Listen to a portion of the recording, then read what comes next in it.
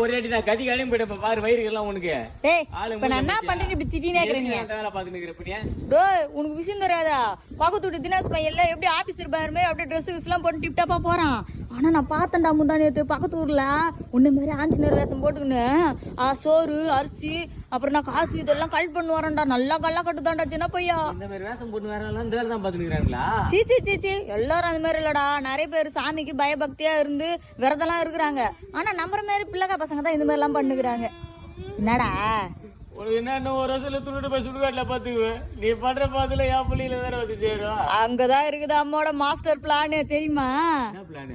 ஆமாதான் உனக்கு கல்யாணமே பண்ணி வைக்க மாட்டேன். அப்புறம் எப்படி உனக்கு குழந்தை குட்டி போறக்க அப்புறம் எப்படி உனக்கு பாவம் வந்து சேரும்? மல்டி டேலண்ட் கேளுமா நீ. அம்மாட்ட நிறைய டேலண்ட் இருக்குதுடா. நீ தான் மதிக்க மாட்ற. வா அவன் வெளியூர் ஃபுல்லா காசு கலெக்ட் பண்ணானா நம்ம உள்ளூர்லயே கல்லா கட்டுண்டா. வாடா வெளியூர்காரன் நம்ம மூஞ்சில காரி துப்பத்தா உள்ளூர்காரனே துப்புட்டா என்ன சொல்ற? துப்பிடுவான் அவன்.